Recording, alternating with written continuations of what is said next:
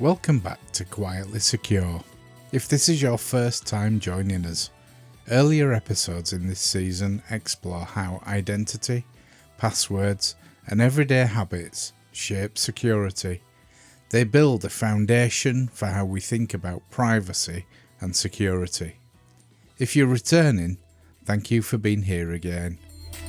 Today's episode is called Digital Boundaries with Other People. Welcome back to Quietly Secure, the podcast about digital privacy, personal security, and staying informed without getting overwhelmed. A lot of security advice assumes something unrealistic, that you are the only person who ever touches your device, the only person who knows your accounts, the only person involved in your digital life. But real life doesn't work like that. Families share tablets, partners know passwords, colleagues collaborate on accounts. Someone asks to borrow your phone for a quick call, and all of a sudden security isn't technical anymore, it's social. Today we're talking about how to stay secure without becoming suspicious, controlling, or awkward, and how healthy digital boundaries actually make relationships easier, not harder. When people imagine security risk, they often picture anonymous attackers somewhere far away. But many real problems happen much closer to home, not through malice, but through convenience. A shared streaming password reused everywhere, a child installing apps on a parent's logged-in device, a work account left accessible after someone changes roles. Most of these situations don't come from bad intentions. They come from unclear boundaries. And that's an important shift in thinking. Good security isn't about distrusting people. It's about reducing accidental risk. Clear expectations protect everyone involved. One of the biggest sources of confusion is difference between sharing an account and sharing access. Sharing an account means multiple people use the same login. Sharing access means one person owns the account but allows controlled use. Whenever possible, shared access is safer. Many services now support family profiles, guest users, or delegated access. This means people get their own logins, activity stays separate, and removing access later doesn't require changing everything. Because here's something people rarely think about. The hardest moment isn't sharing access, it's ending it. Life changes, jobs change, relationships change. Systems that assume permanence often create stress later. Designing for independence early prevents awkward conversations later. In many homes, devices naturally become communal.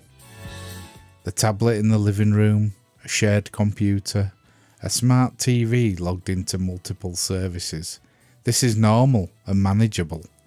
The goal isn't strict separation, it's sensible limits.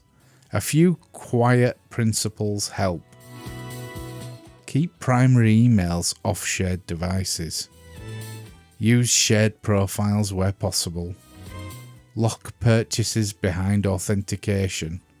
And remember, convenience devices should not become identity devices. Your personal phone usually holds your digital life. A shared tablet should not. Small separations like this can dramatically reduce accidental problems. Few situations feel more awkward than someone asking to borrow your phone. Most people hand it over instantly, even if they feel slightly uncomfortable. The boundaries don't need confrontation. Simple habits help. Open the specific app before handing it over. Stay nearby. Use guest or guided access modes if available. You're not being paranoid, you're just maintaining context. We naturally have boundaries with wallets, keys, and personal documents. Phones now contain all of those things combined. Treating them with a similar care is reasonable, not rude. Work introduces another layer of complexity.